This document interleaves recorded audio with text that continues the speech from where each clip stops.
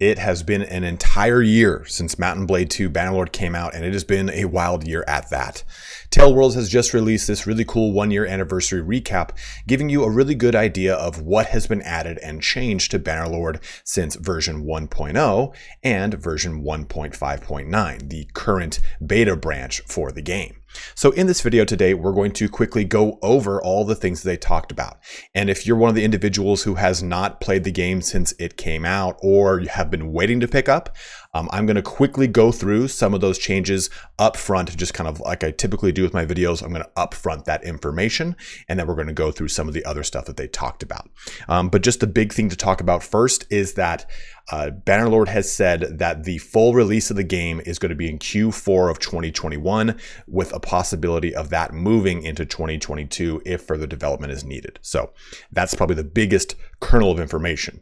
Now, here is the quick kind of Spark Notes version of this entire post, and it's right here. So they've greatly improved stability and performance across the board in both campaign, sieges, and battle maps. So I guess all three, not both, but improved the AI for both campaign and battles, improved customization options, pillaging was added into the game, sandbox campaign mode, and kingdom creation has been added, quick map conversations with NPCs. So basically, rather than zoning in to talk to an NPC, you press talk and you just immediately talk to them. There's been a campaign map UI overhaul, adding in a lot of layers and a lot of different little nuances to get a lot of information from the campaign map, rather than having to zone into settlements and cities to find out more.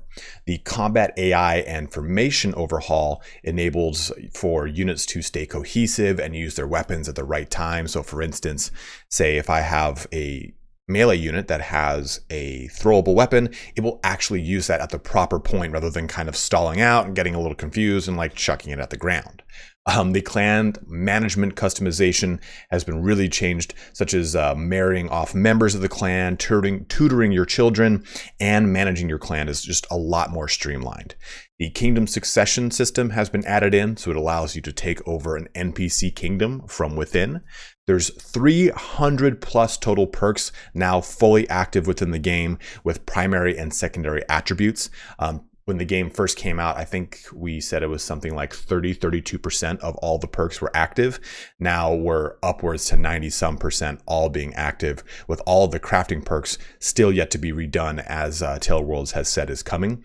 And when the game first came out, every perk just did one thing. Now they do two things. One's typically like a campaign map benefit, and one's typically a battle map or governor's style benefit. So you get a lot more out of each perk. There's now enhanced character customization, so new skins, eyes, hair, voices, and now options such as build and weight have been added into the game.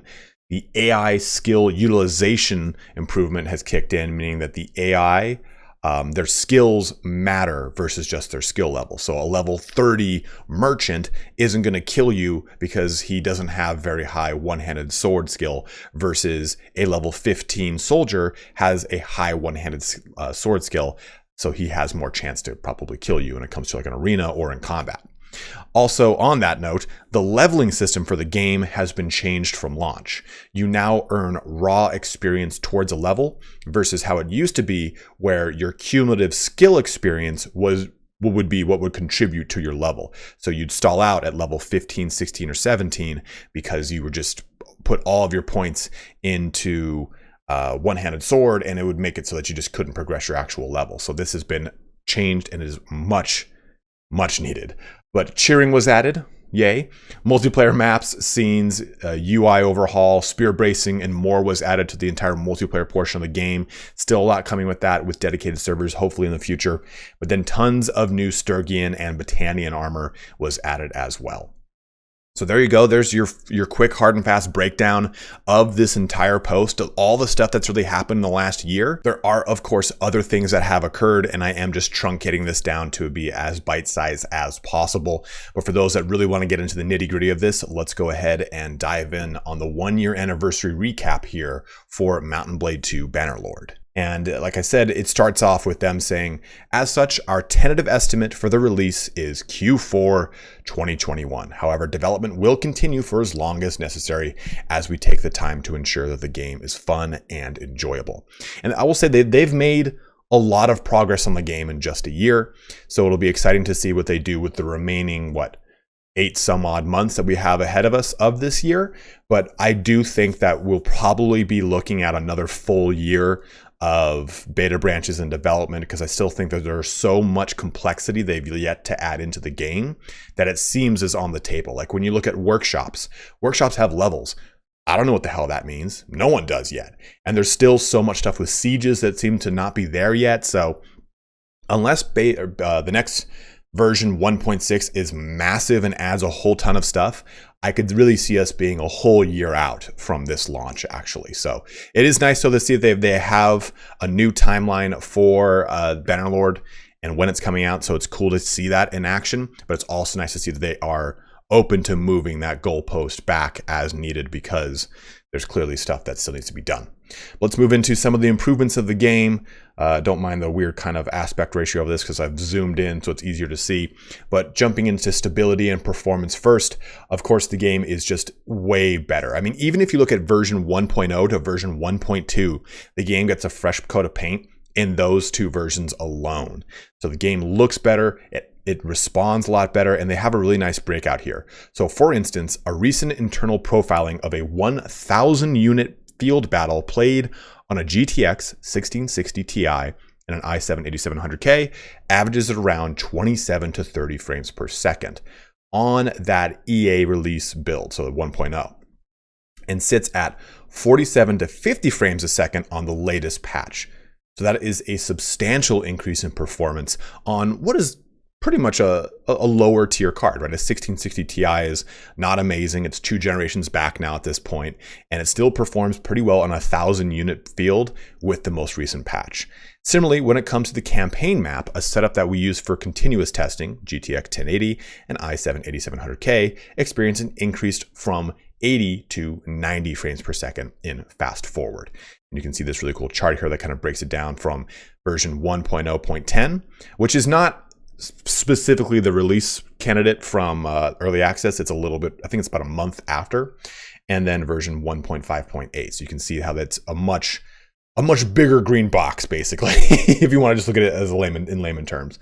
But they've also added DLSS. Save game compression was improved by around 80%. It used to be that every single save was like a 45, 50 megabyte file. It's now like 4 or 5 megs. It's a much more enhanced process, and the optimization of texture streaming reduced pop-in and sliced roughly 10 gigs off the game size, which is massive. Pushing into gameplay, by utilizing your feedback, we've been able to make some welcome changes on this front, with additions like quick map conversations and the overhauled hideout troop selection window. So a lot of really nice things and quality of life improvements have been brought into the game, allowing you to quickly switch tabs or move, where was it? And the addition of a range of menu shortcuts that, among other things, allow you to quickly switch tabs or move, upgrade, etc. entire stacks of items. So you can press Control left click on an arrow and it'll move the entire thing. You hold Shift and it'll move 5 of a stack. So a nice bit of quality of life tweaks and improvements have been brought into the game on just the gameplay and campaign level, before we even get into stuff like the combat, which is of course the bread and butter. Not a Bannerlord comment there, but butter was used nonetheless for the game. But quite early on, a new visual system was implemented to display map events like raids, battles, and sieges on the UI instead of with 3D icons in order to improve overall stability.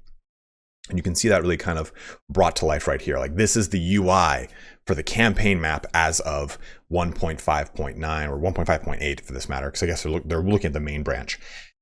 And some things that you didn't see before is you have a party tracker right here. This is the new icon here for a siege. There's one for pillaging. There's all these new context clues across the map.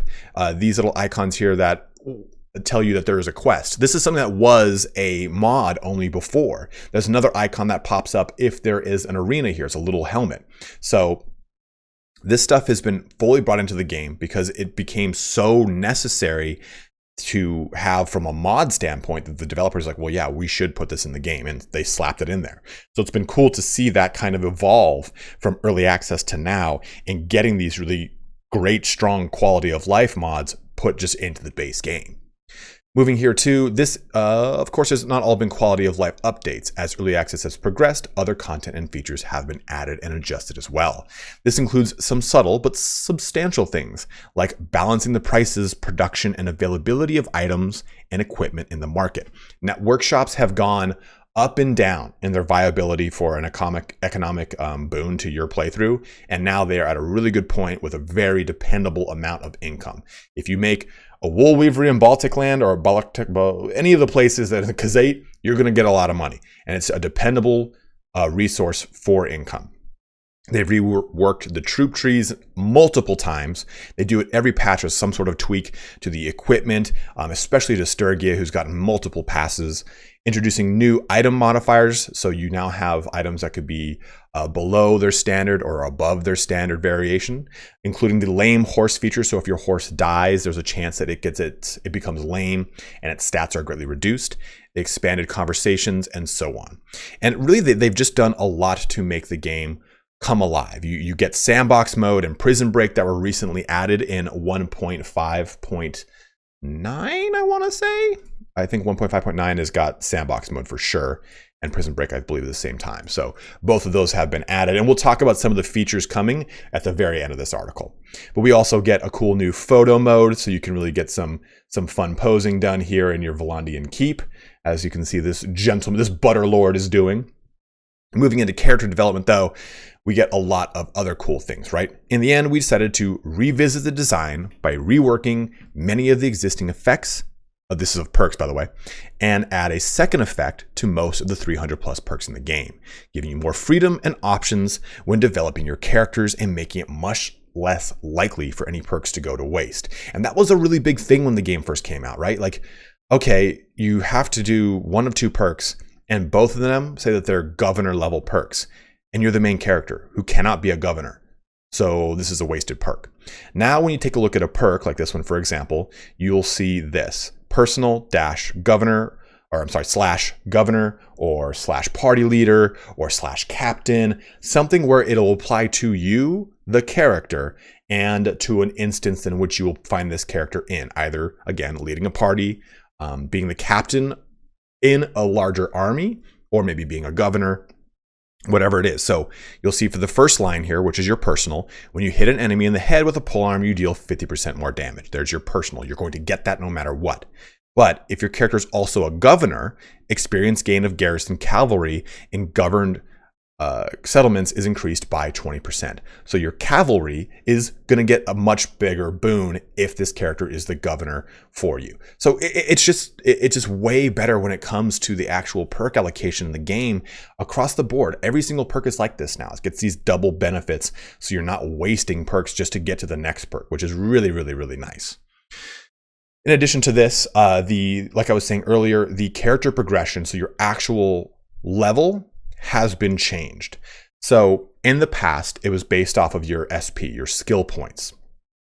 And as you leveled up a skill point, you would have to, so for instance, if you wanted to go from level 17 to 18, it would require maybe 16 skill point level ups. And I know it's not that number. I'm just using blanket numbers here.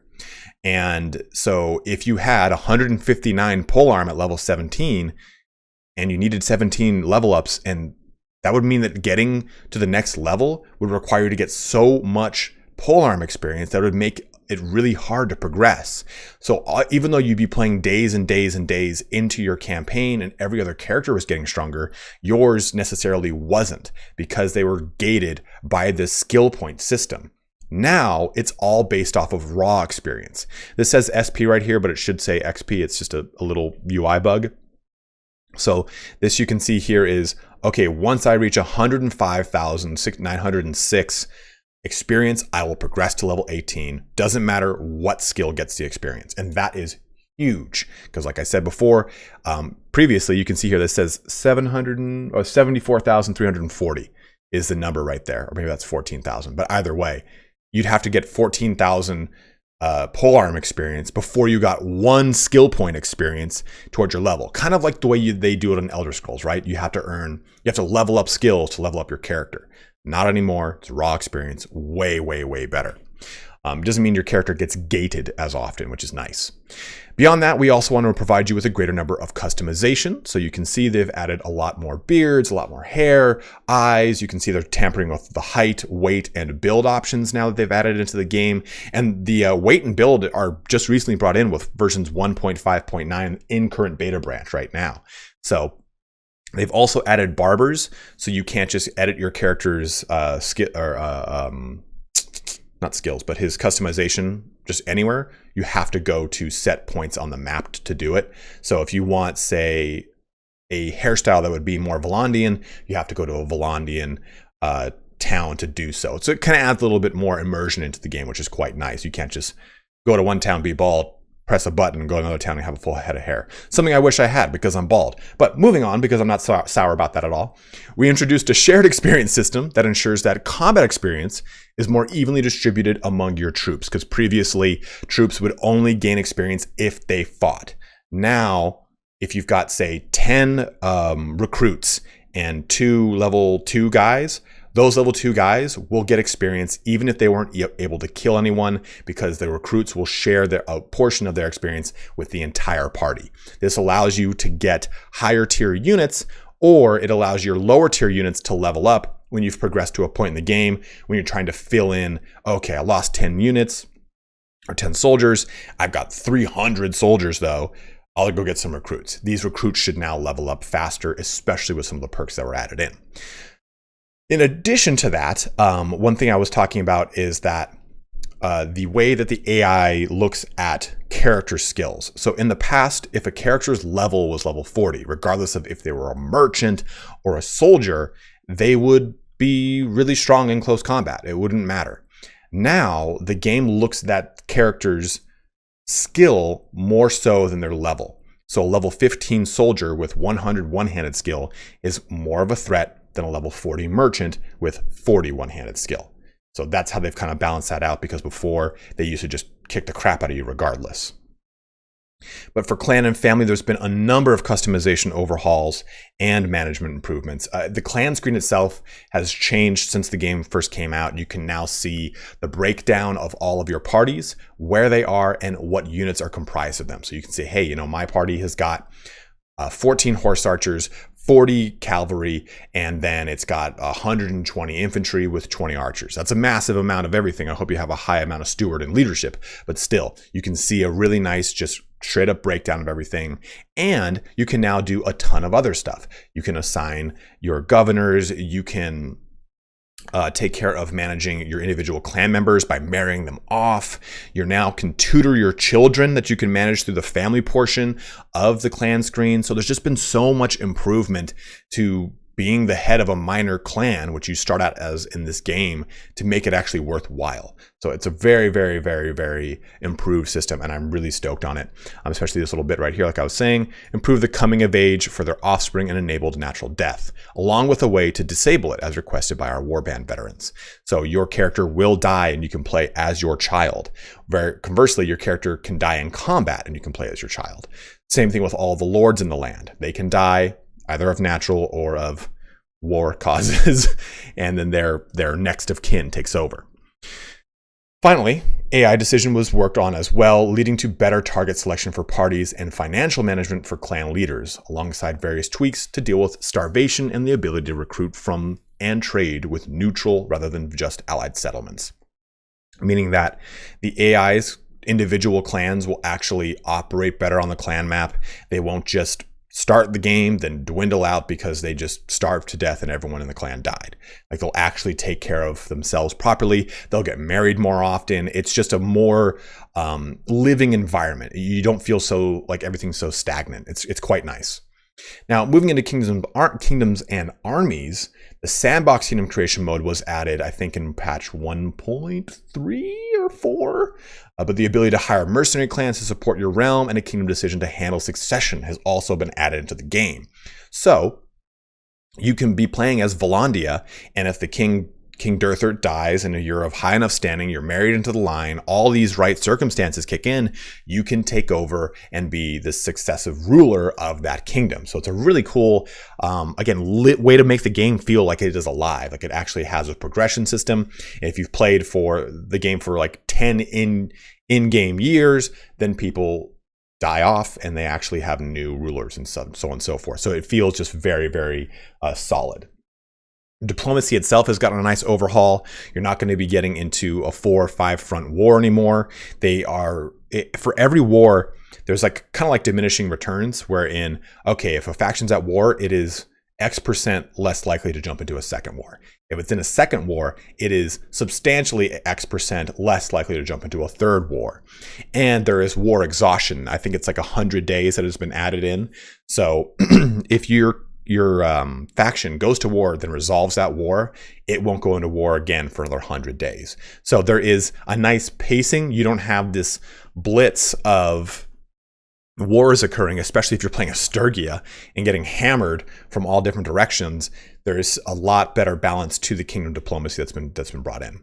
Leaders are now much less likely to pursue faraway targets and favor attacking holdings of people they dislike over those that they like. So what this is talking about here is on the campaign map, that the leader itself is more likely to not just say, oh, I've got 4 troops and 400 wounded, I'll just go jump into this army and definitely die. Like, no, they'll actually take bearing of what they've got. They'll look at their supplies. They'll go resupply if they need to.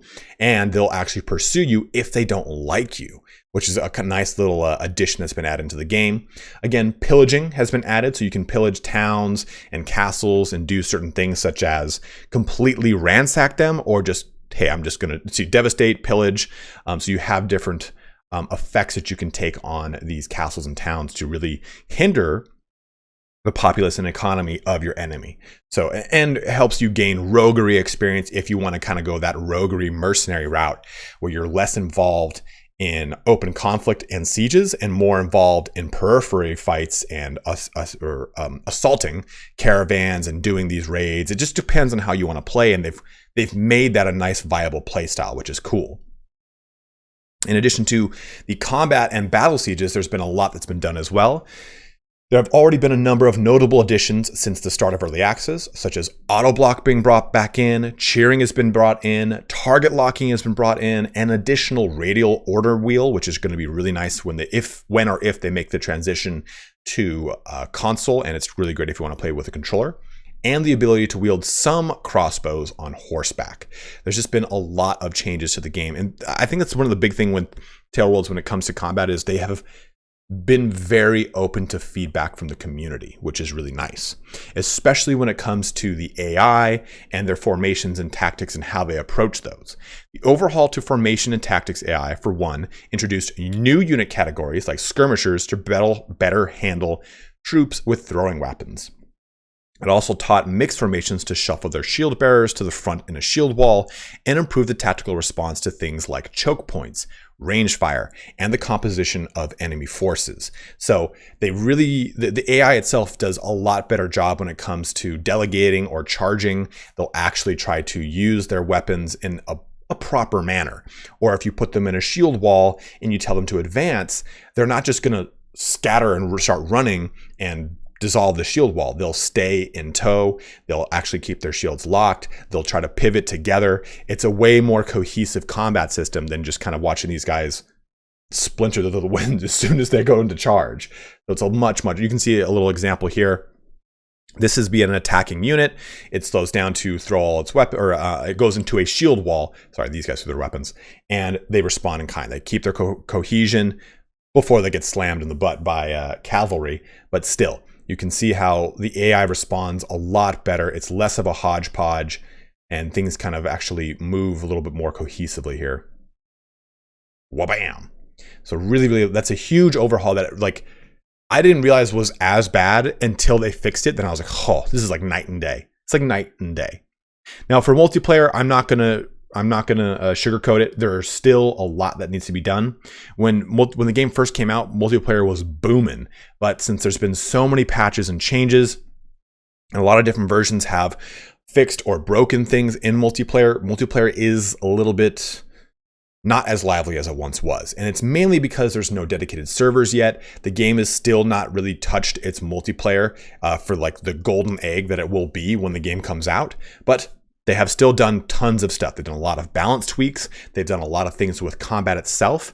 While we worked on combat, class, and game mode balance, 3 new captain, skirmish, and siege scenes, as well as 2 new deathmatch maps were added. So they are adding to multiplayer.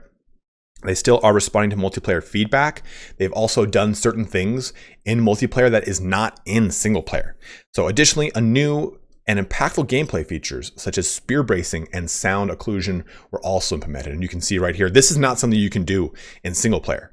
Boom, look at that bracing, it just rips them apart. And this will be active for not just you, for the AI unit you control if you do so in multiplayer. So there are some ways that they've kind of tried to balance the game out and make it so certain units are not as devastatingly stronger than the others.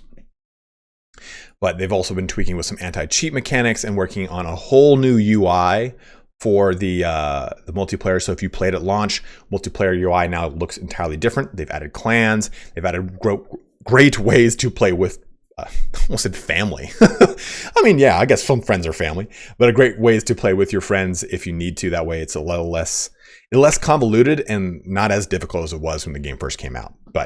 And clean leaderboards too, which is pretty cool.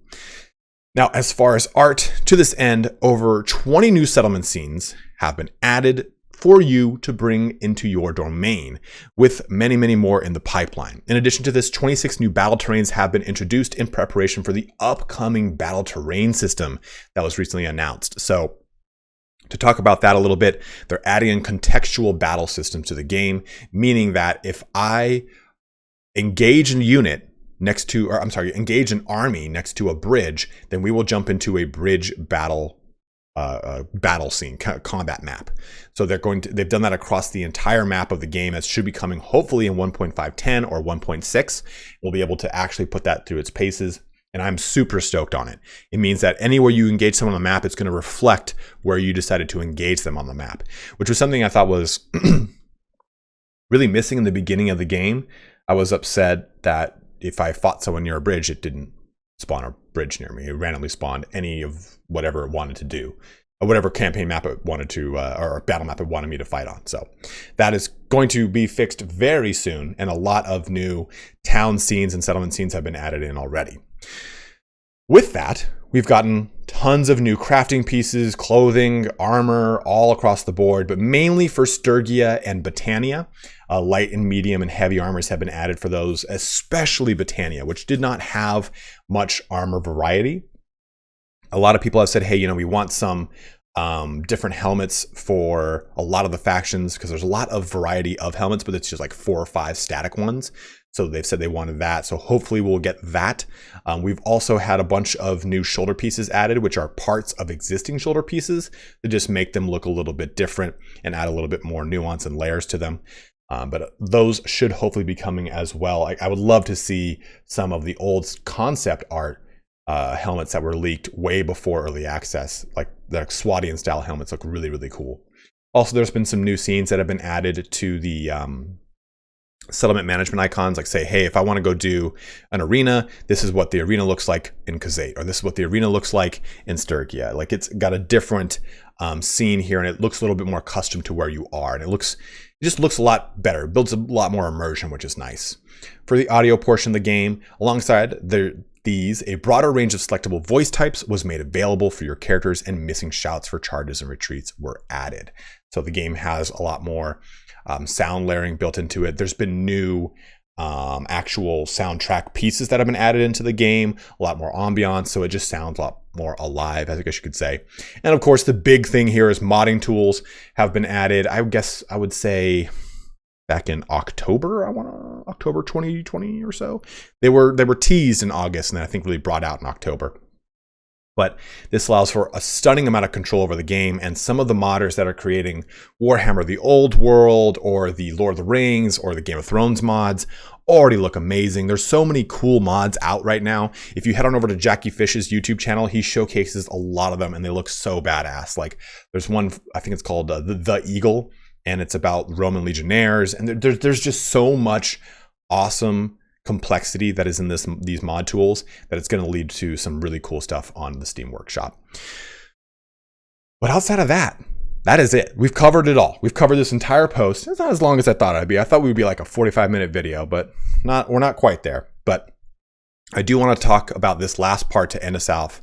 And finally, we have a message for those of you that have been following development a little more avidly throughout early access and are more interested in where the game is heading rather than the path it has taken. We felt that trying to squeeze such a big discussion into this particular post would have detracted from both topics, and ultimately we couldn't have been able to give it the attention and respect that it deserves. As such, we decided that we would discuss some of the future plans for the game in a follow-up post in the near future. So look out for another developer diary probably next week, hopefully, talking about some of the big things coming. Some of the stuff that they've talked about in previous dev diaries that we have not gotten yet would be keep battles. They've said those will be coming in. I would say prison breaks, but we just got that on 1.5.9. And they've said for a long time, I think it's about 3 dev updates ago, that we will be getting an entire overhaul and change to the crafting system. So I find that very exciting. Hopefully smithing will be the less of a broken endeavor that it is now, and more of a really fun, exciting one that has a lot of changes to it. They've already kind of tweaked how stamina works and the visibility on stamina for crafting. So there's already been some improvements to it from a quality of life standpoint, but that overhaul is greatly needed. But this concludes our summary, our recap of the 1 year for Mount & Blade 2 Bannerlord. And it has been a fun year, guys. I'm stoked to cover the game more and more as it comes out. And I'm sure we'll be able to get into a ton of the mods. I'm really excited, like I said, for Warhammer the Old World and some of the other ones coming out, and we will be covering those on the channel. As always, though, if you have any questions or you want to tell me, hey, I'm most excited about this thing coming with the game, or, this is one of the improvements that brought me back to the game, or, I'm waiting for something like this to get fixed. Is this fixed yet? I can do my best to help you out if I can in the comment section. But as always, guys, thank you so much for watching here today. Don't forget to like, subscribe, comment below, turn on the bell icon, all the things that YouTubers say. But have a good one and take care.